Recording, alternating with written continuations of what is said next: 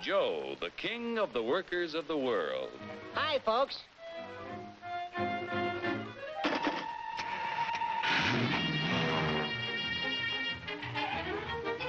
Joe's the king because he can buy more with his wages than any other worker on the globe.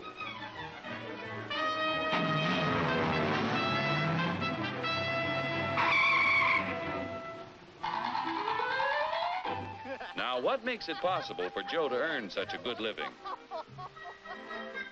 He's no smarter than workers in other countries. Are you kidding? He's no stronger than workers in other lands. Oh, yeah? Well, just watch me.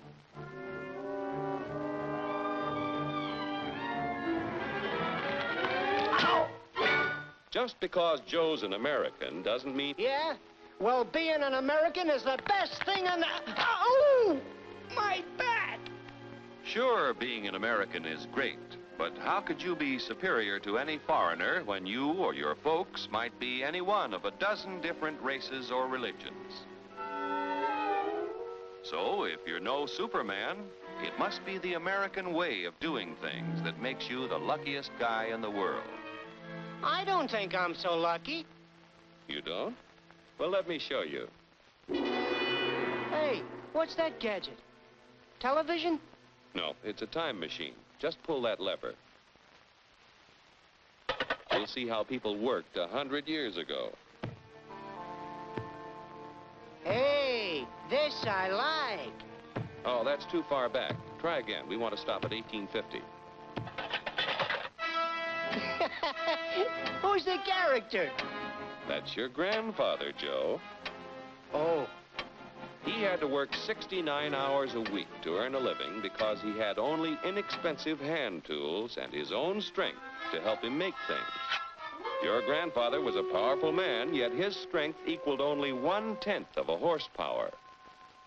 You have hundreds of horsepower in this costly giant of a machine to multiply your strength and efficiency 1,000 times.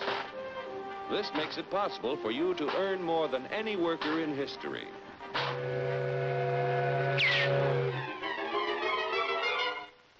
And still have leisure time each day to enjoy life. So I'm lucky.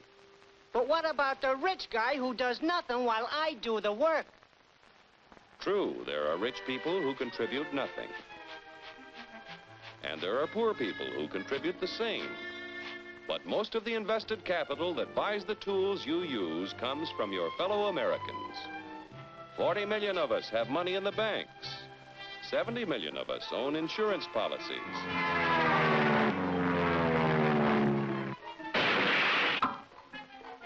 Over 15 million of us invest savings in corporation stocks and bonds, which help to finance industry. Each year, the people of America invest billions of dollars to create new plants and equipment. This invested capital buys the tools which make a man's labor worth more because he produces more.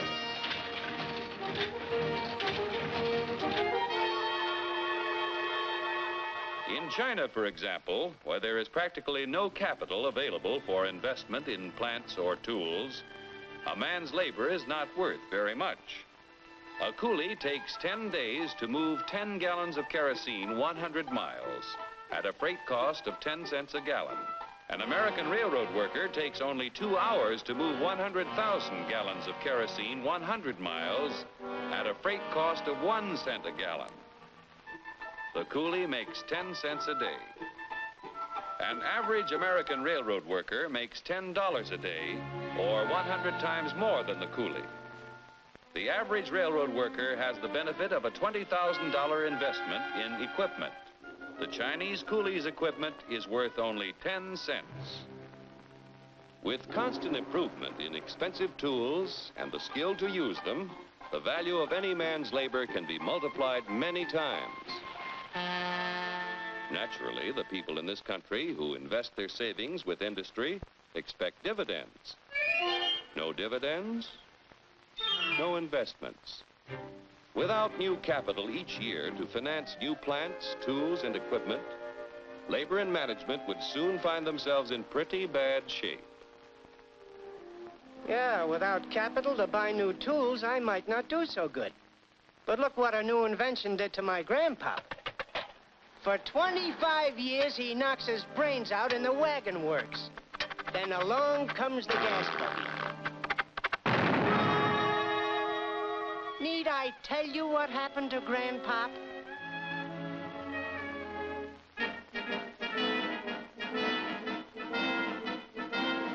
The history of our country proves that new inventions create thousands of jobs for everyone they displace.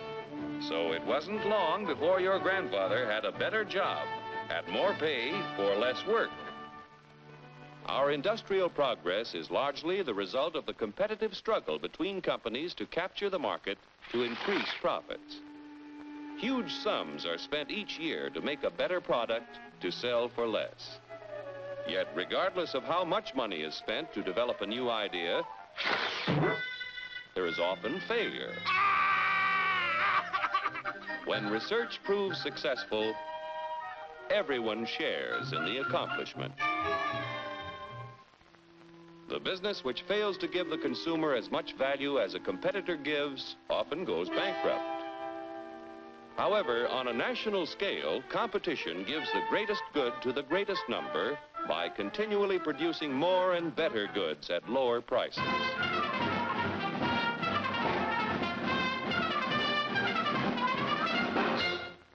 The American way of doing things makes it possible for more people to own their own homes.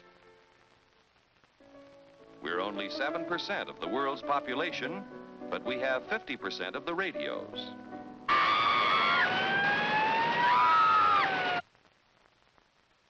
We have 54% of the world's telephones.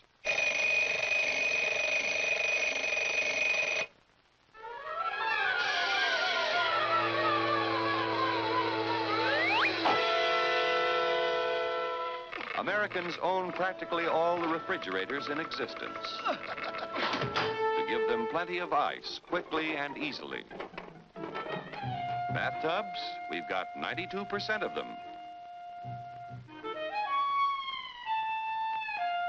Most of us have the leisure time to enjoy the peace and quiet of the beautiful countryside as we drive about in 72% of the world's automobiles. I told you to turn at the last corner. You don't even give me your eat it. I don't like it. I want a candy bar. Under the protection of our freedoms, American labor, management, and capital, the greatest production team in the history of mankind, have made the United States the industrial master of the world. Capital must continue to provide industry with the funds to create new tools and plants. Labor and management must continue to increase the production of better goods at lower prices so that more people will be able to buy the things that make life easier and happier for all of us. Then Joe will continue to be the king of the workers of the world. You said it, brother.